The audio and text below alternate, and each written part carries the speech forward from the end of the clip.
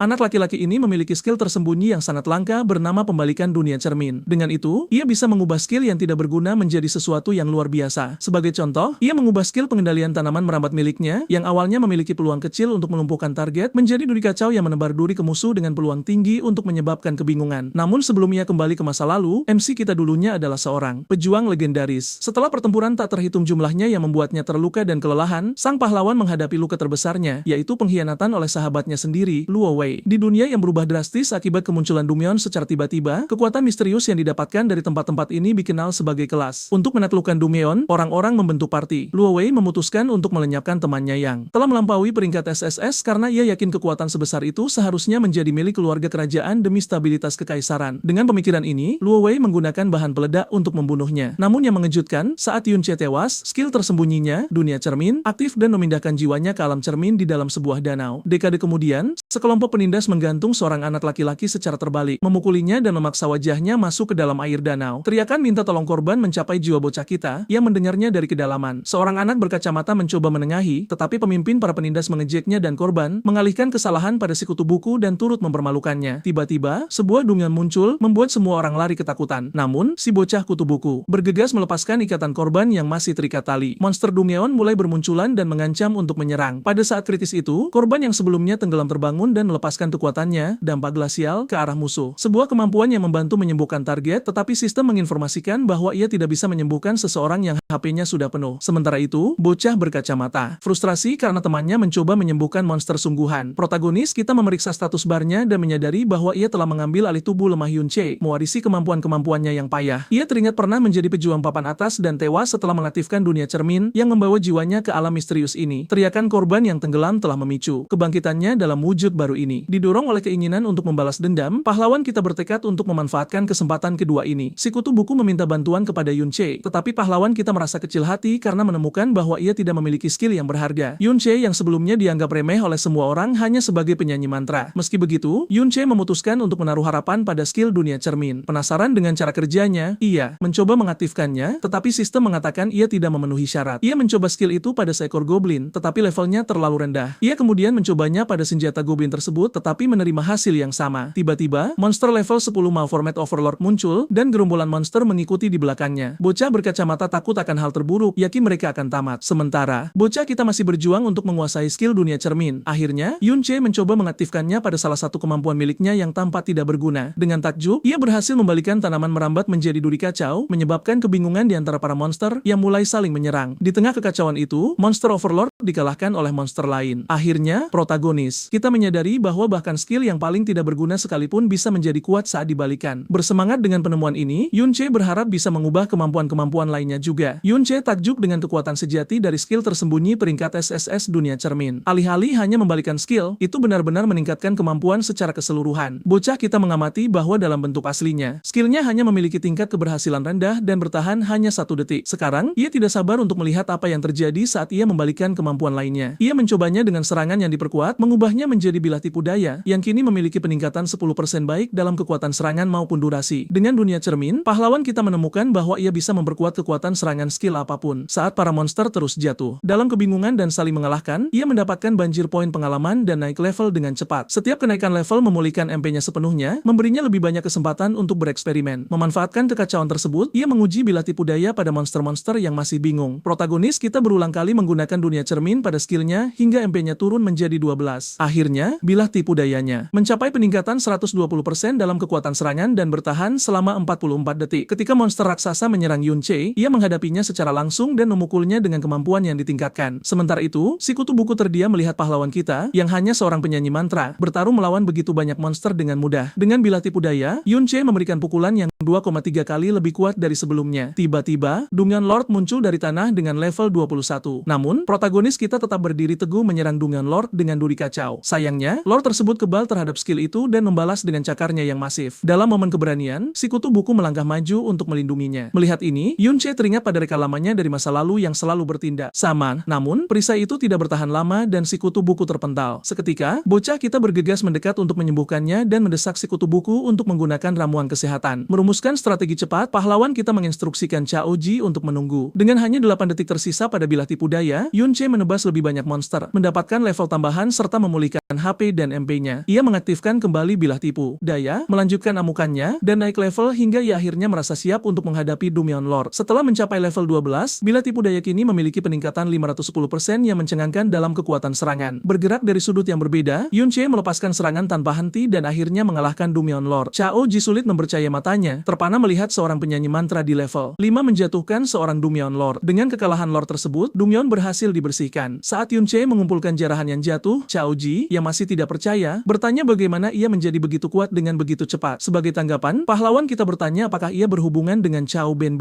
Chao Ji terkejut bahwa Yun Che mengetahui nama panggilan kakek buyutnya. Yun Che terkejut mengetahui bahwa Chao Ji sebenarnya adalah cucu dari Ben. Namun, sejauh ingatannya, Luo Wei telah melenyapkan semua orang yang terhubung dengannya. Pahlawan kita mencoba mendesak untuk informasi lebih lanjut, tetapi Chao Ji, yang semakin frustrasi, menolak untuk menjawab pertanyaan lebih lanjut karena Yun Che juga tidak terbuka. Chao Ji kemudian bertanya mengapa protagonis kita menyembunyikan kekuatannya selama ini, tetapi dengan cepat mengalihkan pembicaraan, menyarankan mereka kembali ke sekolah dan menyebutkan kunjungan mendatang ke aula peringatan. Merasakan kecurigaan, bocah kita memutuskan yang terbaik adalah merahasiakan identitasnya untuk saat ini. Penyebutan aula peringatan membuatnya penasaran. Itu tampaknya menjadi kesempatan sempurna untuk mencari tahu apa yang terjadi setelah kematiannya di kehidupan sebelumnya. Saat menaiki bus rel, Yun Che mengamati bahwa transportasi sekarang menggunakan produk yang berasal dari Dumeon. Ia kagum melihat begitu banyak barang dari Dumeon yang digunakan dalam kehidupan sehari-hari. Sesuatu yang dulu ia yakini tidak akan pernah ada di luar alam berbahaya itu. Penasaran, ia memanggil cincin tulan cimera dari inventarisnya dan teringat bagaimana di masa lalu, barang-barang Dumeon yang tersisa akan lenyap bersama Dumeon itu sendiri. Jelas, segalanya telah berubah. Di aula peringatan, Yun Che berhadapan muka dengan patung Luo Wei, yang kini dirayakan sebagai pahlawan yang mengakhiri bencana Dumeon bertahun-tahun yang lalu. Sejarah mencatat bahwa banyak Dumeon muncul sekaligus, termasuk Dumeon peringkat SSS yang tangguh yang menyebabkan penderitaan sehari-hari bagi warga sipil. Luo Wei, yang memimpin pasukan, menaklukkan Dumeon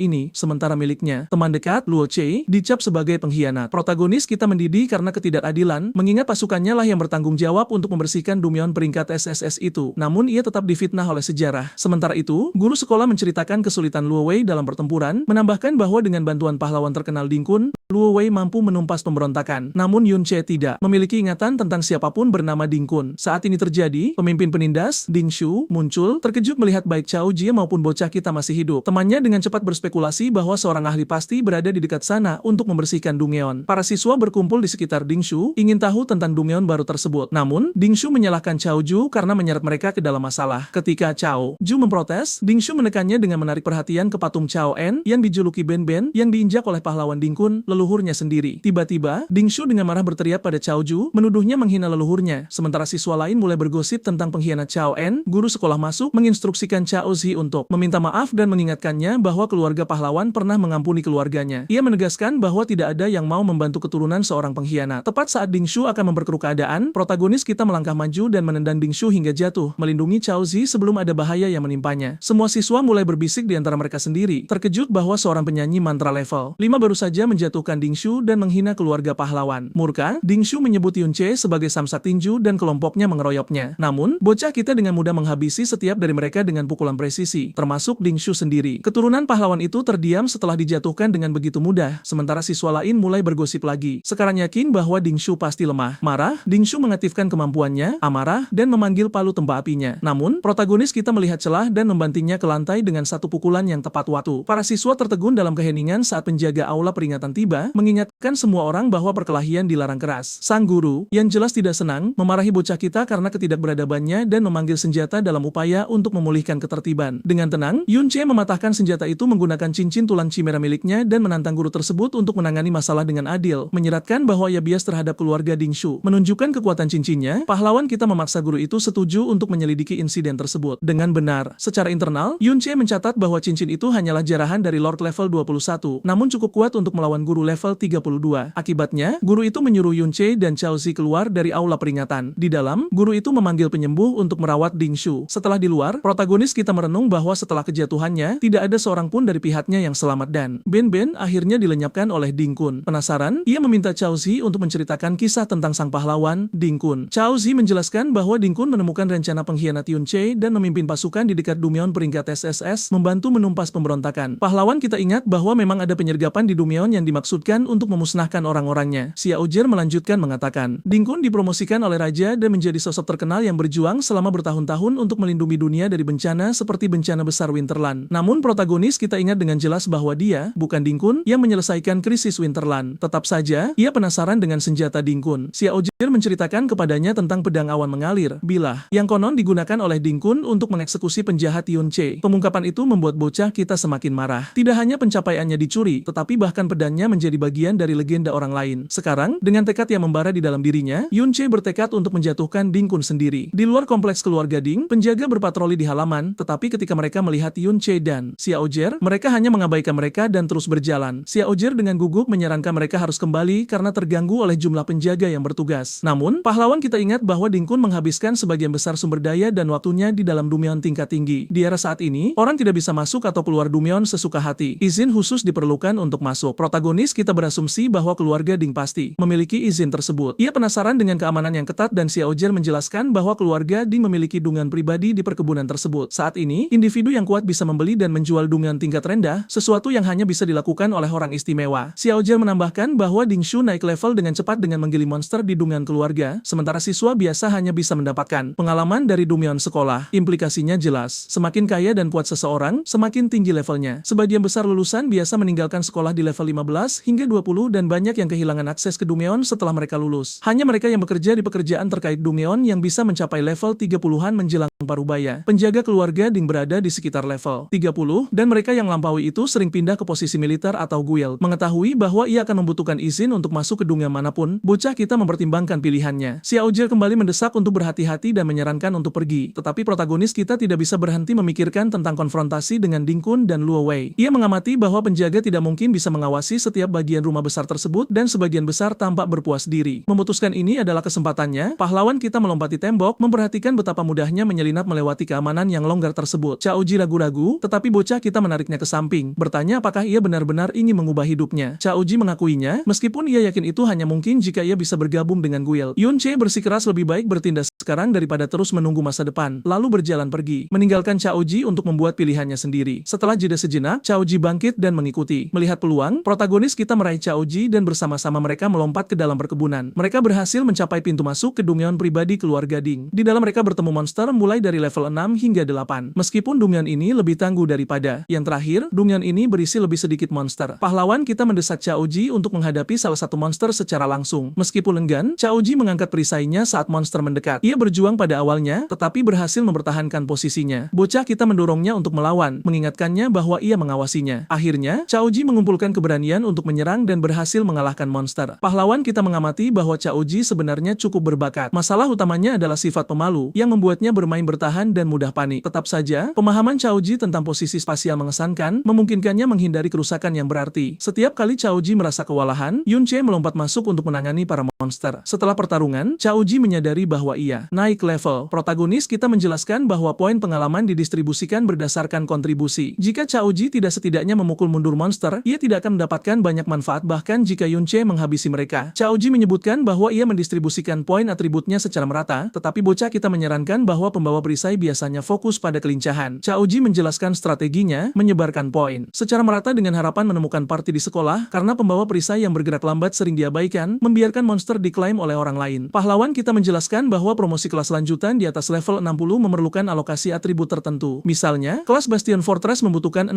stamina dan 90 pertahanan, jadi distribusi acak tidak akan berhasil. Xiao Jie ragu ia akan pernah mencapai level 60, tetapi Yun Che mendorongnya untuk membidik di atas peringkat S. Merenungkan perkembangannya sendiri, protagonis kita menyadari kelas dukungannya telah kembali berkat skill dunia cermin. Tiba-tiba, ia menemukan bahwa kemampuan dunia cermin miliknya bisa ditingkatkan, membuka kemungkinan baru untuk kemajuan. Yun Che terus melenyapkan monster di seluruh Dumyeon. Saat ia bergerak untuk menyerang yang lain, durasi pada bilah tipu dayanya turun menjadi 0, namun ia masih berhasil menghabisi musuh. Upaya tersebut membuatnya kelelahan, mengingatkan bocah kita bahwa tubuhnya saat ini tidak dibangun untuk pertempuran berkepanjangan. Meskipun demikian, ia naik ke level 17 dan mendapatkan poin atribut serta pengalaman untuk skill dunia cerminnya. Melihat penjaga keluarga Ding mendekat, protagonis kita dengan cepat melompat ke dataran yang lebih tinggi untuk menghindari deteksi. Cao Cer menyarankan mereka mundur karena sekarang hanya ada beberapa monster yang tersisa. Pahlawan kita setuju, menyadari bahwa melacak peningkatan dan durasi bilah tipu daya sambil sambil menghindari penjaga terlalu berat untuk ditangani. Ia juga mencatat bahwa tidak setiap skill balik praktis dalam situasi pertempuran. Saat ini, ia masih membutuhkan 30% pengalaman lagi agar dunia cermin naik level, dan ia bertanya-tanya seberapa kuat skill itu nantinya saat mencapai level 2. Memutuskan untuk melenyapkan Dumeon Lord untuk mendorong kemajuannya, Yun Che bergerak lebih dalam ke Dumeon, di mana skill deteksi dari penjaga menjadi lebih sering. Akhirnya, mereka menemukan Dumeon Lord di rantai dan terkendali. Bagi Cao Cher, itu adalah kali pertamanya melihat Dumeon Lord yang ditahan dengan cara ini. Menyerangnya sekarang akan menarik terlalu banyak perhatian dengan begitu banyak penjaga yang hadir. Jadi bocah kita memilih untuk melumpuhkan penjaga terlebih dahulu. Ia mengenakan topeng dan dengan cepat menundukkan salah satu penjaga yang berpatroli yang segera setuju untuk berbicara. Penjaga itu mengungkapkan bahwa tumpukan izin dapat ditemukan di ruang kerja Tuan Lama. Ia bersikeras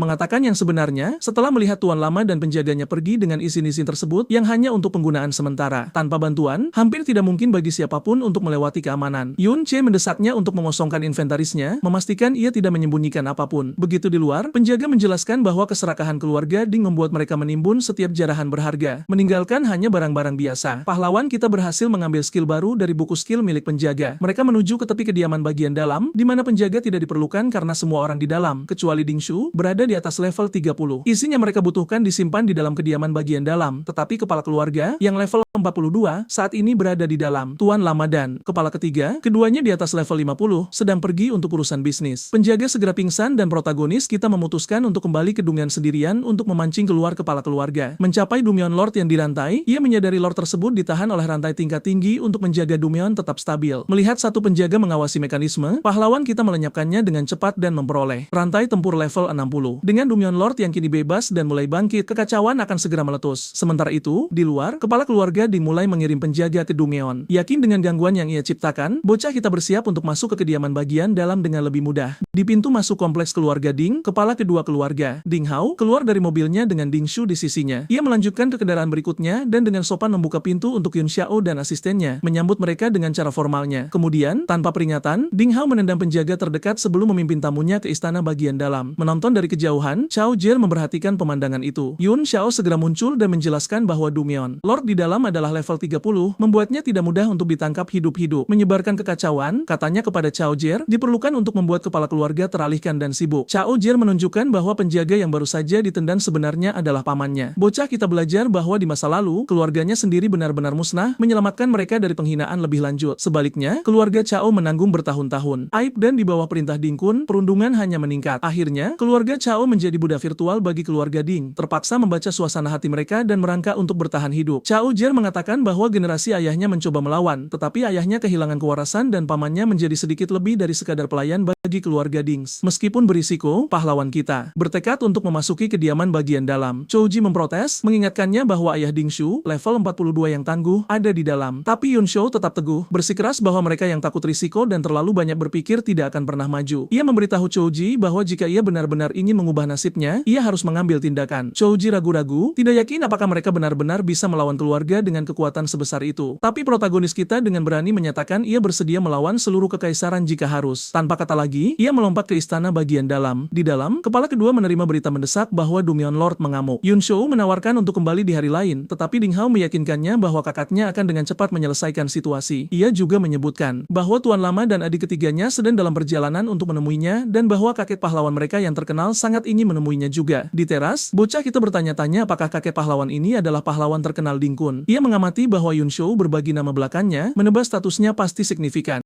Ia menyelinap ke ruang kerja mencari izin. Meskipun ia tidak menemukan apapun, ia menemukan buku harian dan beberapa buku skill berkualitas tinggi. Di antaranya, ia mendapatkan kemampuan baru, aura melambat, yang bisa mengurangi kecepatan musuh sebesar 20%. Di luar, Chouji melihat penjaga mengepung kediaman bagian dalam dan menjadi semakin cemas akan keselamatan protagonis kita. Ia mempertimbangkan untuk melarikan diri, tetapi ingatan akan penderitaan keluarganya menahannya. Dalam tindakan keberanian yang mengejutkan, Chouji tiba-tiba berteriak untuk menarik perhatian penjaga, berharap untuk menciptakan pengalihan bagi pahlawan kita. Memanfaatkan momen tersebut, Yun Xiao melompat keluar jendela. Menyadari keberanian baru Chouji, ia berteriak keras, memastikan semua orang tahu ia telah memperoleh rantai dan buku skill. Kemudian, ia menggunakan dunia cermin untuk membalikan aura melambatnya menjadi aura akselerasi. Menyadari pahlawan kita menuju Dungeon, Ding Yi dengan cepat memerintahkan penjaganya untuk mengejar. Bertekad, Yun Xiao mengerahkan pandangannya pada Dungeon Lord, berniat untuk menaikkan level skill dunia cerminnya. Untungnya, Lord tersebut kini berada pada titik terlemahnya setelah pertarungan sebelumnya dengan Ding Yi, memberikan bocah kita kesempatan sempurna untuk menyerang. Yun Shui mendengar keributan di luar di kediaman dalam. Ding Hao meyakinkannya bahwa itu hanyalah pencuri yang membuat masalah. Sementara itu, di dalam penjara bawah tanah, Ding Yi segera mengarahkan pengawalnya dan merangsek maju, memerintahkan para pencuri dan pemanah untuk mengikutinya. Namun, Yun Shui menggunakan kelincahan dan keterampilan akselerasinya, membuat para pemanah dan pencuri level 30 sulit untuk mengejarnya. Pemuda kita segera berhadapan langsung dengan sang penguasa Dungeon yang kini dalam kondisi cacat dan terikat oleh segel. Menyadari peluang tersebut, dia mempertahankan kecepatannya dan bertujuan untuk menghabisi penguasa yang lemah itu dengan satu serangan telak. Saat para penjaga mendekat, protagonis kita melepaskan duri kekacauan, menyebabkan para penjaga saling menyerang dalam kebingungan. Dia menyelinap melewati mereka dengan mudah, memperhatikan kurangnya pengalaman bertempur dalam tim. Pertarungan sengit pecah antara para penjaga dan pahlawan kita berlanjut hingga Ding Yi akhirnya tiba. Mengenakan baju zirah dan menghunus tapaknya, Ding Yi menerjang protagonis kita. Dengan tenang, Yun Shui memanggil rantai level tinggi. Dia belum bisa mengakses statistik penuh mereka, tetapi di level 60, mereka masih sangat tangguh. Memecah segel dengan rantai itu, pahlawan kita menyerang penguasa Dungeon dari berbagai sudut hingga akhirnya melenyapkannya. Dengan kemenangan ini, Yun Shui mencapai level 20 dan keterampilan dunia cermin miliknya naik level. Saat Ding Yi dan pengawalnya mendekat untuk menangkapnya, pahlawan kita menghilang tanpa jejak. Tak disangka, dia berada di dalam dunia cermin setelah mengaktifkan keterampilannya, menyadari bahwa dia punya waktu setengah jam untuk memanfaatkan ruang unik ini. Yun Shui segera menyadari bahwa segala sesuatu di dalam dunia cermin tampak terbalik. Awalnya, dia mengira para penjaga di sini hanyalah ilusi, tetapi segera menyadari bahwa itu tidak sepenuhnya benar. Saat dia memungut serpihan cermin, dia menemukan bahwa itu bisa dibawa kembali ke dunia nyata. Kini setelah keterampilan dunia cerminnya mencapai level 2, pemuda kita menyadari bahwa dia dapat mengekstraksi apapun yang dia peroleh dari alam ini. Dia memeriksa jendela statistiknya dan melihat daftar keterampilan baru. Ini adalah bentuk terbalik dari semua kemampuannya. Namun, dia melihat bahwa beberapa keterampilan dasar masih terkunci, sehingga dia belum bisa mengaktifkannya. Merencanakan masa depan, protagonis kita memutuskan untuk memilih kombinasi keterampilan yang kuat untuk mengoptimalkan perkembangan kelasnya. Tiba-tiba, dia melihat roh-roh melayan di udara, yang kemudian berubah menjadi makhluk undead. Tanpa ragu, pahlawan kita menjatuhkan salah satu undead dan sistem memberitahunya bahwa dia dapat membuat kontrak dengannya. Dia menyadari bahwa setelah mengalahkan undead, dia dapat membawanya ke dunia nyata, persis seperti serpihan cermin yang dia kumpulkan. Ini membuka kemungkinan baru baginya. Sementara itu, kembali ke dunia nyata, Dungeon tersebut telah menghilang. Ding Yi dan pengawalnya bersiaga, menunggu tanda-tanda Yun Che. Mereka berspekulasi bahwa dia mungkin menggunakan keterampilan sembunyi-sembunyi milik Rogue. Namun salah satu Rogue membantah ide ini. Frustrasi, Ding Yi memarahi anak buahnya karena membiarkan penyusup itu lolos. Tanpa diduga, pahlawan kita muncul tepat di belakang mereka saat pengatur waktu berjalan di cermin habis. Ding Yi berteriak kepada para pengawalnya untuk menangkapnya, tetapi protagonis kita segera memanggil pasukan makhluk undead. Meskipun semua orang panik, salah satu penjaga menunjukkan bahwa undead itu hanya level 20. Saat Ding Yi memberikan perintah untuk menangkapnya, Yun Che sudah menyelinap pergi. Begitu sampai di luar, pemuda kita mencatat bahwa panggilan undeadnya masih agak lemah, tetapi dia senang karena berhasil membuat kontrak dengan 20 makhluk undead terkuat yang tersedia. Dia juga mengetahui bahwa dunia cermin memiliki batas eksplorasi 200 meter, membatasi seberapa jauh dia bisa bergerak di dalamnya. Bertekad untuk memaksimalkan kemampuan baru ini, dia memutuskan untuk menjelajahi dunia cermin dari lokasi yang berbeda di masa depan. Saat itu juga, dia melihat Chao Ju ditahan oleh seorang penjaga. Bertindak cepat, Yun Che menjatuhkan penjaga itu dan merangkul Chao Ju. Dengan situasi yang terkendali, pahlawan kita pulang ke rumah, ingin menghitung keuntungannya dan merencanakan langkah selanjutnya. Penjaga keluarga Ding terus bertempur melawan makhluk undead, dan meski mereka merasa mudah untuk mengalahkan mereka, monster-monster itu terus bangkit kembali. Segera, Dingga, kepala ketiga keluarga Ding, tiba dan dengan mudah melenyapkan semua undead. Dia menjelaskan bahwa makhluk-makhluk yang dipanggil ini menguras poin sihir dan akan menghilang jika dikalahkan beberapa kali lagi. Sementara itu, di kediaman dalam, Ding Hao membungkuk kepada tuan tua untuk meminta maaf. Dia melaporkan bahwa penyusup itu melarikan diri melalui jendela. Tuan tua itu, dengan geram, meratapi bahwa mereka bahkan tidak tahu seperti apa rupa para penyusup itu. Ding Hao mencoba mencairkan suasana dengan menyebutkan bahwa Yun Sa telah setuju untuk mengunjungi Dungeon pahlawan. Namun, tuan tua menginstruksikannya untuk melenyapkan para penyusup dan memeriksa secara menyeluruh apakah ada barang lain yang dicuri. Di tempat lain, Yun Xiao mencatat dengan puas bahwa dia sekarang memiliki kartu pas dan hanya butuh seseorang yang bisa membawanya masuk ke Dungeon pahlawan. Kembali di rumah Ding Xiu, pemuda kita telah mencapai level 20, meskipun cincin tulang chimera miliknya hampir hancur. Dia berhasil mengumpulkan lebih dari 10 buku keterampilan. Semuanya adalah mantra pendukung, tetapi dia sudah mempelajari mantra lagu pertempuran yang dapat dia balikan menjadi mantra lagu perisai. Merencanakan ke depan, protagonis kita berniat menggunakan keterampilan ini untuk menumpuk atributnya, bertujuan untuk menyamai atau melampaui orang lain di level yang sama hanya berdasarkan statistik. Dari rampasan Dungeon Lord, dia juga mendapatkan Zirak Satria Terkutuk. Dengan dunia cermin yang kini berada di level 2, makhluk undead yang bisa dia panggil telah meningkatkan kekuatan tempurnya secara nyata. Namun, ini belum cukup bagi pahlawan kita. Dia tahu dia harus mencapai level 50 dan membuat kontrak dengan makhluk undead peringkat S jika dia ingin memiliki harapan untuk menghadapi orang seperti pahlawan Ding Kun. Yun Xiao meyakinkan Chao Jer bahwa keluarga Ding tidak pernah melihat wajah mereka, jadi risiko tertangkap sangat kecil. Dia kemudian bertanya apakah ada Dumeon, tempat individu kuat pernah tewas. Chao Jer, dengan ragu, mengakui bahwa Dumeon sekolah sesuai dengan deskripsi itu, tetapi memperingatkan bahwa tidak mudah untuk menyelinap masuk. Protagonis kita meyakinkannya bahwa dia punya cara sendiri. Kemudian, di kediaman pribadi guru sekolahnya, pemuda kita menyuap sang guru dengan 2 buku keterampilan. Sang guru mengatakan bahwa dia tidak bisa berbuat banyak, tetapi dungan tersebut baru-baru ini dibuka untuk siswa yang akan lulus. Dia menjelaskan bahwa siswa dapat bergabung dalam tim jika direkomendasikan oleh seorang guru. Dengan bantuan guru tersebut, pahlawan kita mendapatkan izin dan segera berada di pintu masuk Dumeon sekolah. Siswa lain berkumpul, bersemangat membuat rencana untuk menaikkan level. Saat Yun Xiao mengamati pemandangan itu, dia merasa ada yang tidak beres. Dia mengetahui bahwa Dumeon Valiant adalah hadiah dari sang pahlawan untuk sekolah. Chao Jer, dengan gelisah, akhirnya mengungkapkan bahwa ini adalah tempat di mana sang pahlawan dengan gagah berani membunuh orang yang disebut pengkhianat Chao En. Guru sekolah memperingatkan bahwa level Dumeon itu tinggi dan menugaskan siswa lain, C, untuk menjaga kelompok tersebut. C menggerutu tapi mengikuti instruksi, menyuruh protagonis kita dan Chao Ji untuk tetap di belakang. Terlepas dari persiapan yang sibuk, pahlawan kita tidak bisa menghilangkan perasaan berbahaya yang dia rasakan dari Dumeon level 20-40 ini. Di dalam Dumeon, 11 segera mengenali Yun Sa dan Yun Yin. Dia menunjukkan bahwa mereka kelas bawah, lalu mengalihkan perhatiannya ke Yun Che dan Xiao Ji, mencatat bahwa mereka juga kelas rendah. Dengan sombong, 11 mengaku merasa lebih bersemangat di sekitar gadis-gadis dan berharap Yun Sa serta Yun Yin akan tetap di sisinya. Salah satu rekan timnya mengingatkan bahwa mereka berdua jauh di atas level 30, jauh dari jangkauannya. Tanpa diduga, Yun Sa dan Yun Yin berjalan menghampiri pemuda kita. Dia seketika mengenali Yun Sa sebagai tamu yang dia lihat di kediaman keluarga Ding dan bertanya-tanya mengapa dia mendekat. Yun Sa, dengan santai memuji suaranya, menyebutkan bahwa dia melihatnya di aula peringatan, lalu mendekat dan diam-diam mengaku bahwa dia mengenalinya kemarin di kediaman keluarga Ding. Terkejut, protagonis kita heran dia bisa mengenalinya hanya dengan beberapa percakapan. Setelah mengganti perlengkapan, Yun Sa dan Yun Yin berlalu. Ini membuat pahlawan kita menyadari bahwa Ding Shu mungkin juga telah mengenali suara mereka kemarin. Ingin membalas budi kepada Yun Sa dan Yun Yin karena tidak mengungkap identitasnya, pemuda kita diam-diam memperingatkan mereka untuk berhati-hati, menjelaskan bahwa Dumeon ini memberinya firasat berbahaya. Yun Sa berterima kasih atas peringatannya, tetapi dengan yakin meyakinkannya bahwa dia tidak khawatir di levelnya saat ini. Melihat ini, kelompok 11 tercengang dan segera berkumpul di sekitar Yun Che. Ingin diperkenalkan kepada Yun Sa. Pahlawan kita mengabaikan rasa ingin tahu mereka dan masuk lebih dalam ke Dumeon. 11 dan kelompoknya berdebat, bersikeras bahwa Yun Che dan Xiao Jer tidak boleh pergi sendirian. Mencoba menyelamatkan muka, 11 mengklaim dia dekat dengan Yun Sa, jadi tidak mungkin dia level rendah. Dia mengingatkan rekan satu timnya bahwa tujuan utama mereka adalah mengumpulkan kristal dan menyarankan agar mereka mengabaikan mereka yang berlevel rendah karena setiap orang punya suara darurat. Diam-diam, 11 berharap protagonis kita akan terbunuh karena terlalu percaya diri. Sementara itu, Ding Shu berlari menuju pintu masuk Dumeon dan bertanya kepada guru tentang tim yang baru saja masuk. Dia teringat bagaimana para tetuanya mengabaikan kekhawatirannya ketika dia memberitahu mereka bahwa Yun Che dan Xiao Ji lah yang membobol kediaman ayahnya. Mengira Ding Shu masih kesal tentang insiden aula peringatan, sementara kepala keluarga bersikeras bahwa para siswa tidak mungkin lolos dari begitu banyak penjaga. Kepala ketiga meminta bukti, dan tuan tua menolak Ding Shu mentah-mentah. Sekarang karena putus asa ingin membuktikan dirinya, Ding Shu memegangi seorang guru, bersikeras agar diizinkan masuk ke Dumeon. Yun Sa sibuk menjatuhkan monster ketika salah satu tiba-tiba melancarkan serangan sengit. Bereaksi cepat, Chao Ger memanggil satu set perisai di sekitar pemuda kita dan meneriakkan kata-kata penyemangat, meningkatkan statistiknya dalam proses tersebut. Berkat dukungan ini, protagonis kita berhasil mengalahkan monster itu. Hasilnya, dia naik ke level 21, sementara Chao Ger mencapai level 11. Keterampilan yang baru saja digunakan Chao Ger berasal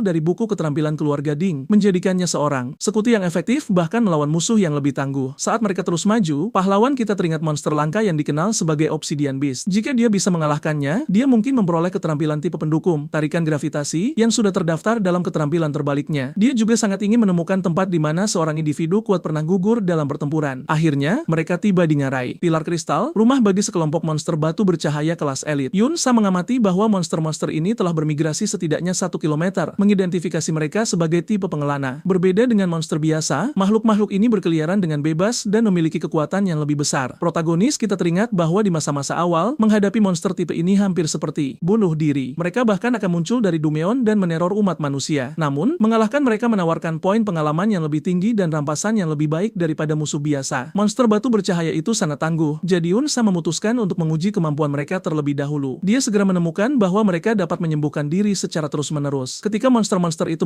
menyerang, bahkan perisai Chao Ger pun tidak cukup. Pemuda kita terluka, dan kecepatannya saja tidak bisa membantunya menghindar. Terpaksa mundur, dia memanggil pasukan undeadnya sebagai perlindungan dan memutuskan untuk bergantung pada peningkatan pertahanan dari kenaikan level Chao Ger baru-baru ini. Kemudian, di zona grinding level rendah, Chao Ger maju untuk melawan beberapa monster. Pahlawan kita mengamati bahwa sebagian besar kelas bersembunyi di balik pembawa perisai untuk perlindungan. Setelah waktu grinding mereka di Dumeon, keluarga Ding, Chao Ger telah menginvestasikan poinnya pada pertahanan dan dikombinasikan dengan zirah yang mereka rampas. Kini ia memiliki kemampuan inti yang dibutuhkan untuk menjadi pembawa perisai yang kompeten. Yun Che melatihnya untuk mengayunkan perisainya ke arah serangan yang datang. Masih belajar, Chao Ju meninggalkan celah dan sebuah monster menghantamnya ke kristal. Protagonis kita segera melompat untuk menghabisi monster tersebut dan menasihati Chao Ju untuk waspada terhadap serangan lanjutan. Dia menyemangati temannya, mengingatkannya untuk selalu memikirkan rekan tim di belakangnya. Bekerja sama, mereka mengalahkan banyak monster dan level mereka terus meningkat. Yun Che mencapai level 22 sementara Chao Ju naik ke level 15. Akhirnya, Chao Ju mempelajari keterampilan baru dari buku keterampilan perisai zirah yang menambahkan lapisan luar pada perisainya. Dengan peningkatan ini, pemuda kita yakin mereka akhirnya memiliki apa yang diperlukan untuk menghadapi monster tipe pengelana. Sementara itu, sekelompok guru mengamati monster pengelana dari tempat tinggi. Ketika seorang siswa mengirimkan sinyal darurat, para guru berdiskusi untuk melakukan intervensi, tetapi waspada terhadap keberadaan tipe pengelana. Seorang guru mengajukan diri untuk tetap tinggal, tetapi Yun Che mendekat dan menawarkan bahwa dia dan Chao Ju dapat memantau tipe pengelana tersebut. Dia beralasan bahwa sinyal darurat mungkin terkait dengan makhluk-makhluk ini dan hanya dua guru tidak akan cukup untuk penyelamatan. Mempercayai rasa percaya dirinya, para guru setuju dan memperingatkan mereka untuk tidak terlalu dekat dengan monster tersebut. Namun, protagonis kita yakin monster-monster ini tidak akan bisa lari darinya dan Chao Ju. Yun Che melawan monster tipe pengelana dengan Chao Ju memberikan dukungan dari belakang. Melihat celah, pemuda kita dengan cepat menghancurkan makhluk itu. Terlepas dari kemenangannya, dia tidak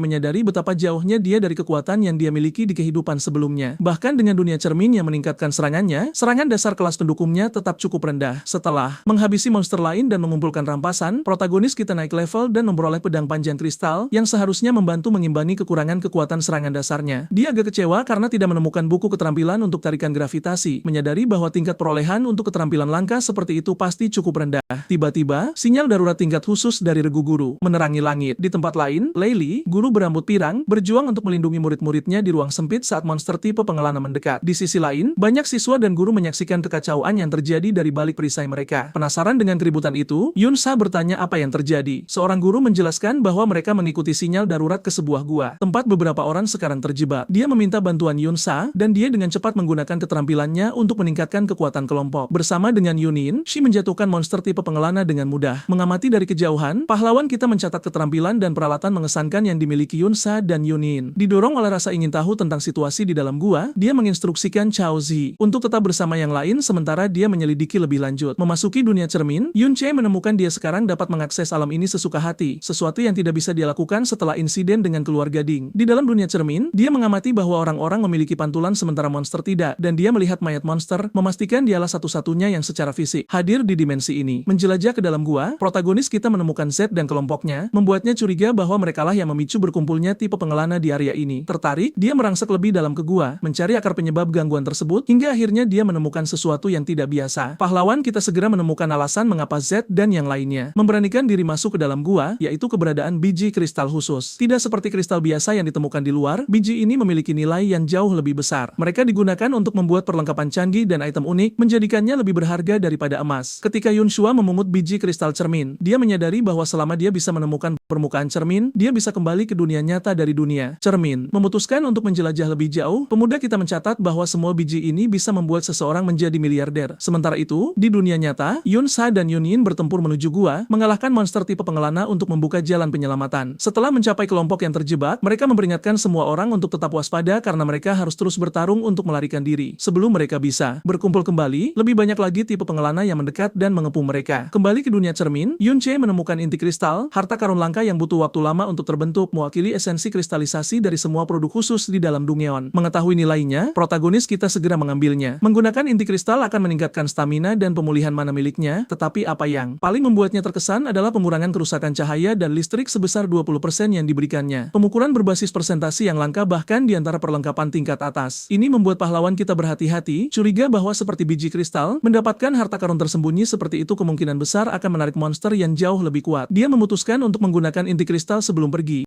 tetapi menemukan bahwa melakukan itu akan menghabiskan 10 menit dari waktu berjalan cerminnya. Sementara itu, di dunia nyata, monster raksasa tiba-tiba muncul. Beberapa siswa percaya itu adalah Lord tipe pengelana. Yang lain mengira itu mungkin bos tersembunyi di dungeon tersebut. Sang Wandering Lord muncul, bos tersembunyi langka yang bahkan lebih kuat dari dungeon Lord dan melampaui kemampuan guru manapun yang hadir. Siswa dan guru meringkuk di balik perisai mereka, tetapi kepanikan menyebar saat monster pengelana di sekitar melancarkan serangan tanpa henti. Yunsha mencoba menenangkan semua orang, menyarankan agar mereka melarikan diri melalui ngarai di depan. Dia mengaktifkan buff dan Layla memimpin, membimbing kelompok maju saat mereka memindahkan perisai dan melawan monster. Sayangnya, Sang Wandering Lord melepaskan teriakan perangnya, Rally, memanggil lebih banyak lagi tipe pengelana dari kedalaman Dungeon. Ia kemudian merapalkan buff yang kuat, meningkatkan statistik antek-anteknya. Monster-monster itu menjadi semakin tangguh dan satu guru dengan cepat dilenyapkan dalam kekacauan tersebut. Di tengah perjuangan, Yunsha menginstruksikan penjaga perisai dan tabib untuk saling mendukung. Tak disangka, seorang guru berjubah panik dan mencoba melarikan diri sendirian, menerjang di antara monster. Layla dengan cepat menghentikan para rogue untuk mengikuti, memperingatkan bahwa keterampilan sembunyi-sembunyi mereka tidak akan bertahan cukup lama untuk bisa melewatinya. Tragisnya, Sang Wandering Lord meluncurkan serangan dahsyat dan guru berjubah itu dilenyapkan. Lebih buruk lagi, ngarai di depan runtuh, menjerumuskan para siswa ke dalam keputusasaan. Saat Sang Wandering Lord bersiap untuk serangan besar kedua, Yunsha dan Yunin memanggil perisai pamungkas mereka. Bersama-sama, mereka berhasil menahan pukulan itu, tetapi perisai tersebut tidak bisa digerakkan. Mereka tidak bisa dipindahkan atau dipasang kembali, jadi mereka hanya mengulur waktu yang berharga. C menyuarakan kebingungannya, bertanya-tanya mengapa Wandering Lord muncul di dungeon sekolah, sementara siswa lain menyalahkan dirinya sendiri karena memicu bencana tersebut. Sementara itu, Laili merasa lega melihat para siswa yang mengajukan diri untuk mengamati tipe pengelana dianggap aman, sampai tiba-tiba dia melihat Chaoji di antara kelompok itu, yang membuatnya terpana. Saat perisai mulai hancur, Laili hampir terkena serangan monster. Chaoji melangkah maju, memanggil perisainya tepat pada waktunya untuk menyelamatkannya, dan terus melindungi Laili dari serangan. Yan datang lagi. Akhirnya, semua perisai, termasuk Zirah Chaoji, hancur berkeping-keping, dan monster-monster mendekat untuk membunuh. Tepat saat situasi menjadi putus asa, Yunche tiba dan dengan cepat menghabisi monster yang menyerang. Dia memuji keberanian Chaoji dan dengan tenang meyakinkan semua orang bahwa dia akan menangani semuanya dari sini.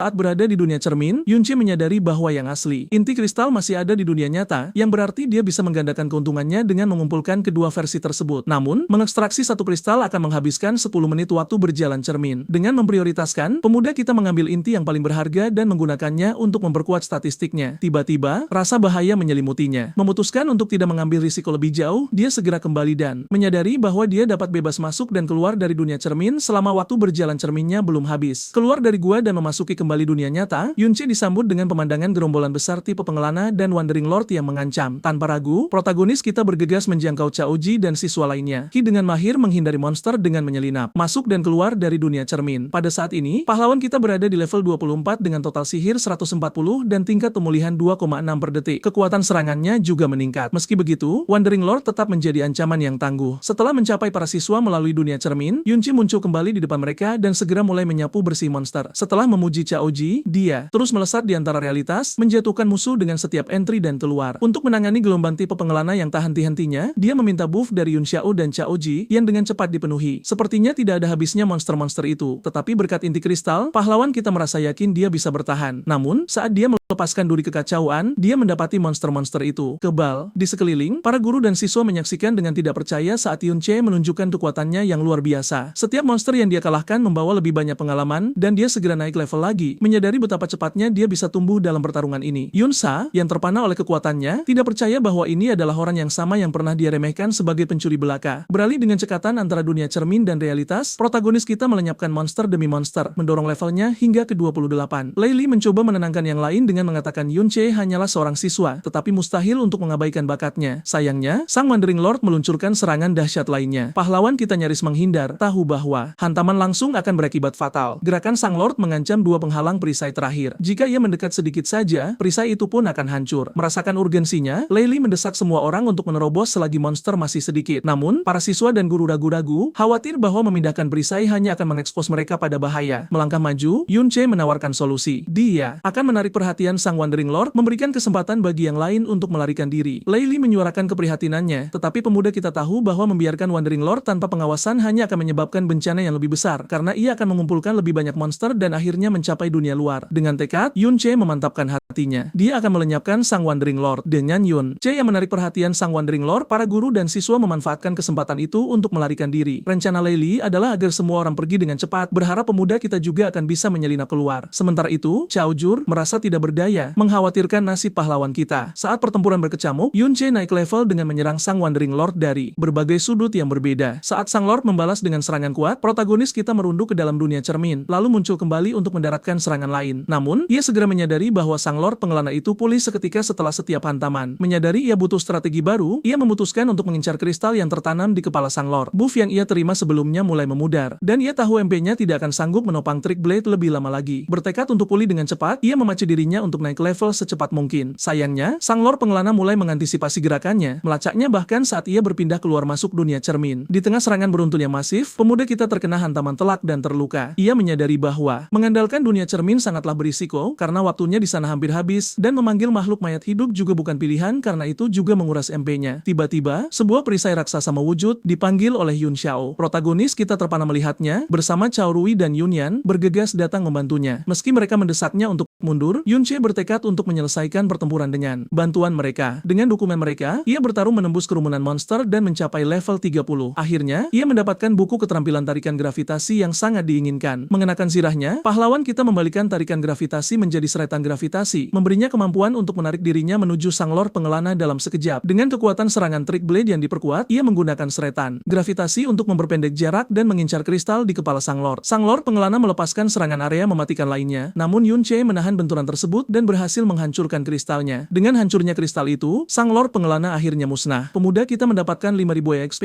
dan meraih gelar Wandering Slayer. Sebagai hadiah, ia juga menerima 2 buku keterampilan, Golden Light Barrier dan Angel S Blessing. Performa protagonis kita membuat semua orang terpana saat ia mencapai level 33. Sebelum Yun Xiao sempat menjelaskan item yang jatuh, tubuh masif Sang Lord mulai runtuh, menciptakan kekacauan di sekelilingnya. Di tengah situasi ini, pemuda kita menyadari adanya gunung berongga di dekat sana. Saat menjelajah ke dalam, ia menemukan sisa-sisa manusia dan ras pengelana, dan segera menyadari bahwa tempat ini dulunya melahirkan Lord pengelana yang jauh lebih kuat. Tak disangka, ia menemukan jasad Cao En yang dikenal sebagai Ben Ben. Yun Xiao mendekat, berkomentar bahwa pemandangan ini berbanding terbalik dengan patung pahlawan di aula peringatan. Ia mencatat bahwa apa yang mereka lihat di sini adalah sisa-sisa dari pertempuran tak terhitung jumlahnya dengan monster dan manusia. Cao Ji tiba, bersikeras dengan tenang bahwa kakek buyutnya bukanlah orang jahat. Ia berbagi bahwa ia menghabiskan waktu bertahun-tahun meneliti kehidupan Cao En, meskipun sebagian besar temuannya samar. Tetap saja, ia menemukan bahwa kakek buyutnya sering memasuki Dungeon di luar levelnya, termasuk yang satu ini, tempat pembiakan Lord pengelana yang tersohor. Cao Ji menjelaskan bahwa dulu, para pejabat kekurangan kekuatan militer. Untuk menangani ancaman semacam itu, jadi mereka bergantung pada individu kuat untuk membersihkan Dungeon secara rutin. Kakek buyutnya adalah satu dari sedikit elit tersebut. Meskipun keluarganya menganggapnya hanya mencari penghiburan, Cao Ji tidak pernah berhenti mencari kebenaran. Mendengar ini, pahlawan kita memberinya tepukan menenangkan, memberitahunya bahwa ia mempercayainya. Yun Xiao ingat bahwa Ben Ben jauh dari kata jahat. Ia selalu bertekad untuk menjadi lebih kuat, tidak takut meminta bantuan atau bahkan berdebat dengan tuannya. Akhirnya, Ben Ben menemui ajalnya saat melawan gerombolan monster yang sangat banyak. Dipenuhi tekad, protagonis kita bersumpah dalam hati untuk membalas dendam pada keluarga Ding demi Ben Ben. Sementara itu, kembali ke kediaman keluarga Ding, Ding Shu melaporkan bahwa para siswa kembali dari Dungeon memuji Yun Xiao karena mengalahkan bos tersembunyi level 40. Kepala ketiga keluarga Ding segera bangkit, memerintahkan pengawalnya berkumpul dan menyuruh mereka membawa anggota keluarga Cao. Yun Xiao menyerahkan buku keterampilan Golden Light Barrier kepada Cao Ji, menjelaskan bahwa ia tidak bisa mempelajari keterampilan yang dirancang untuk pengguna perisai. Menurut Yun Xiao, pemuda kita tentu tidak kekurangan kemampuan kuat. Terlepas dari keterampilannya sendiri yang mengesankan, ia mengakui bahwa ia pun tidak bisa mengimbanginya. Ia menunjukkan aksi menghilangnya dan kemampuan uniknya untuk memanggil mayat hidup, membuat protagonis kita menyadari bahwa panggilan mayat hidupnya adalah jiwa yang berubah. Ini memicu pemikiran bahwa mungkin ada jiwa-jiwa lain di dunia cermin selain miliknya sendiri. Penasaran, Yun Xiao memasuki dunia cermin yang menyegarkan kembali dengan kedatangannya. Ia melihat jiwa Ben Ben dan bertanya-tanya apakah mungkin untuk berinteraksi atau bahkan memanfaatkannya. Kembali di dunia nyata, Yun Xiao ingat dia memiliki upacara penting untuk dihadiri, jadi dia dan asistennya berpamitan. Di dalam dunia cermin, pahlawan kita mencoba untuk berkomunikasi dengan Ben Ben, namun tidak mendapat tanggapan. Tiba-tiba, jiwa Ben Ben mengeluarkan raungan dan menciptakan dinding gelap di sekitar Yun Che. Adegan dari kehidupan Ben Ben diputar di dinding itu, memperlihatkan Ding Kun yang akhirnya menjatuhkannya. Dinding itu hancur dan jiwa Ben Ben menyerang, didorong murni oleh insting bertarung. Menyadari bahwa percakapan tidak mungkin dilakukan, protagonis kita mencoba keluar dari dunia cermin, namun mendapati ia tidak bisa pergi dari area ini. Tanpa pilihan lain, ia bersiap menghadapi jiwa Ben Ben secara langsung. Sementara itu, itu, di dunia nyata, kepala ketiga keluarga Ding, Ding Ge, mendekati Cao Zi dengan Ding Shu dan beberapa pengawal. Ding Ge menuntut untuk tahu keberadaan Yun Che, sementara Cao Zi mencoba bersikap tenang, dengan gugup bertanya apakah mereka ada di sana untuk berlatih. Ding Ge mengabaikan pengalihan itu, mengungkapkan bahwa mereka tahu Cao Zi dan pemuda kita menyelinap ke kediaman Ding. Ding Shu menambahkan bahwa ia mengenali suara mereka, dan Ding Ge dengan mengerikan menyebutkan bahwa ia telah menyiapkan hadiah untuk Cao Zi. Ding Ge memberi isyarat, memicu anggota keluarga Cao,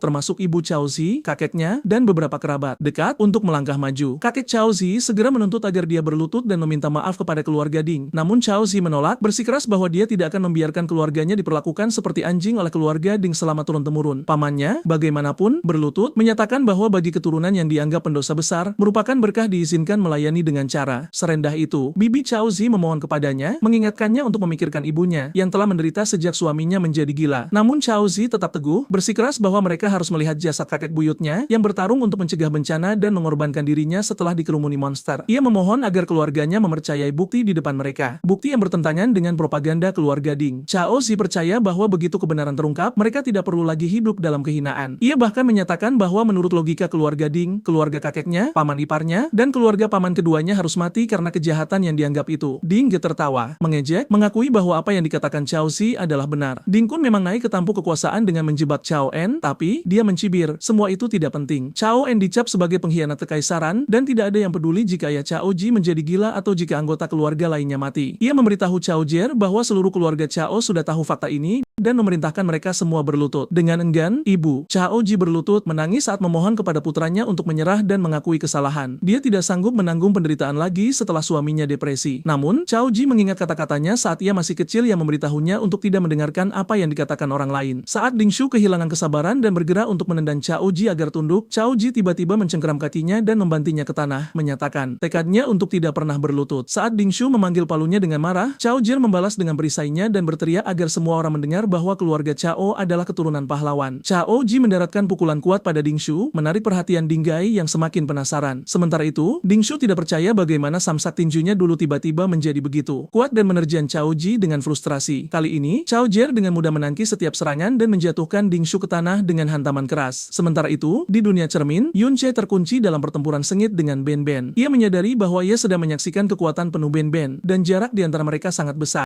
Jika Ben Ben bukan kelas pertahanan dan tidak memiliki kesadaran diri, pemuda kita akan berada dalam masalah besar. Untungnya, semua teknik tempur Ben Ben awalnya diajarkan oleh Yun Che sendiri, jadi ia akrab dengan kelemahan mereka. Tetap saja, pahlawan kita kesulitan, mendapati bahwa trik blade pun tidak banyak berpengaruh pada Ben Ben. Situasi memburuk ketika Ben Ben memanggil Golden Light Barrier, jurus yang sangat mengkhawatirkan protagonis kita. Kembali di dunia nyata, Ding Shu membalas dengan Molten Mountain Chaotic Hammer miliknya. Cao Ji berdiri teguh, memblokir serangan itu dan membalas dengan serangkaian pukulan yang membuat Ding Shu terkapar di tanah. Saat Ding Shu menerima pukulan demi pukulan, kepala keluarga ketiga memanggil senjata cakarnya sendiri, siap turun tangan. Tak disangka, ia mendapati Cao Ji dilindungi oleh Golden Light Barrier. Di dalam penghalang itu, Cao Jer menahan Ding Shu, melanjutkan serangannya dan menyebut keluarga Ding pengecut. Di dunia cermin, protagonis kita mati-matian menyerang Golden Light Barrier. Ia tahu bahwa penghalang itu dapat menahan setidaknya 10 serangan, asalkan tidak ada yang memberikan kerusakan lebih dari 2 kali lipat toleransinya. Setelah energinya habis, 10 serangan apapun dapat menghancurkannya. Di dunia nyata, kepala keluarga ketiga akhirnya berhasil menghancurkan penghalang tersebut. Saat debu mengendap, Cao Ji menyatakan bahwa jika kakek buyutnya ada di sini, keluarga Dinglah yang akan memohon ampun. Murka, Dingga menggunakan keterampilan yang memaksa Cao Ji melepaskan Ding Shu, lalu melepaskan Gravity Smash yang membelah tanah dan membuat Cao Ji terluka parah. Dingga merangsek maju, bersiap untuk memotong kaki Cao Ji dengan kapaknya. Pada saat itu, ibu Cao Ji turun tangan, memohon nyawa putranya dan menawarkan untuk berlutut serta menerima hukuman apapun sebagai gantinya. Dingga memberi Cao Ji pilihan, tetapi dengan cepat kehilangan kesabaran dan melampiaskan amarahnya pada ibu Cao Ji, berniat melukainya. Tiba-tiba, jiwa mayat hidup Ben Ben muncul di depan semua orang, mengejutkan seluruh keluarga Cao dan para penawan mereka. Yun Sa, yang menonton dari dunia cermin, menjelaskan bahwa Ben Ben telah kembali dari neraka untuk menuntut balas. Di depan mata semua orang, mayat hidup Ben Ben berdiri tegak. Kepala ketiga keluarga Ding segera memerintahkan anak buahnya untuk menaklukkannya. Para pengawal keluarga Ding menyerbu masuk, tetapi Ben Ben mengaktifkan Iron Armor, Shield Armor, Guardianes Aura, dan Group Shield sekaligus. Serangan gabungan mereka ditangkis dengan mudah, dan para pengawal malah malah terpental balik. Kakek Chouji terdiam melihat kekuatan Ben Ben, sementara Chouji mengagumi bagaimana ia bisa menahan serangan dari begitu banyak lawan sekaligus. Berpaling menghadapi Yun Che, Dinga menyatakan bahwa ia tahu Ben Ben hanyalah panggilan mayat hidup setelah melihat pasukan mayat hidup pahlawan kita di rumahnya sendiri. Ia mengejek Ben Ben karena hanya level 33, menyebutnya sampah, dan meluncurkan serangkaian serangan tanpa henti menggunakan keterampilan semen addition-nya. Namun, Ben Ben menangki setiap gerakan. Merasa frustrasi, Dinga menembus pertahanan Ben Ben dengan aura merah dan melepaskan summon God Crash, tetapi Ben Ben memblokirnya dengan Golden Light Barrier. Kepala ketiga mengakui kekuatan penghalang itu dan memerintahkan anak buahnya untuk menghancurkannya, hanya untuk mendapati mereka semua sibuk bertarung melawan kerangka mayat hidup. Murka, ia mencoba charge Pressure Punch pada pemuda kita, tetapi serangan itu tidak berpengaruh. Terkejut, Dinga beralih ke Rending Claw, tetapi protagonis kita menghilang, hanya untuk muncul kembali di atas dan menebas ke bawah, membuat Dinga luka parah, berdarah dan murka. Kepala ketiga itu meraung, tetapi Yun Che dengan mudah menghindar. Ben Ben mengangkat pedangnya, memberi pahlawan kita pijakan untuk melompat dan meluncurkan serangan yang bahkan lebih cepat. Dengan satu tebasan bersih, ia memotong lengan Dinga. Saat Dinga memanggil pendetanya, ia mendapati semua anak buahnya telah dihabisi oleh mayat hidup. Pahlawan kita mengejeknya, menjelaskan bahwa dengan buff keterampilan legendaris, makhluk mayat hidupnya sekarang jauh lebih kuat dari apapun yang bisa ditangani oleh pengawal Dinga. Putus asa untuk melarikan diri, kepala keluarga ketiga mencoba kabur, hanya untuk dihadang oleh pedang Ben Ben yang terangkat. Yun Che dengan tenang mengungkapkan bahwa ini adalah Sword Shield Absolute Formation. Tidak ada seorang pun di bawah kelas S yang pernah lolos darinya. Dalam upaya terakhir, Dinga mengeluarkan Void Bomb, senjata kelas S warisan kakeknya, dan mengancam akan meledakkannya. Tanpa gentar, protagonis kita menyuruhnya silakan saja. Dinga ragu-ragu, dan Yun Che dengan cepat memotong lengannya yang lain, membuat bom itu jatuh ke tanah. Tanpa pilihan tersisa, Yun Che memerintahkannya untuk berlutut dan Dinga patuh dengan putus asa. Chouger tidak bisa menahan senyum melihat pemandangan itu, sementara Ding Shu menangis dalam diam di latar belakang. Protagonis kita menginjak punggung Bingnya, menodongkan pedangnya ke leher pria itu, dan menuntut untuk tahu apa harganya sekarang. Yun Che memeriksa inventarisnya dan menemukan ratusan ramuan kesehatan, masing-masing mampu memulihkan 100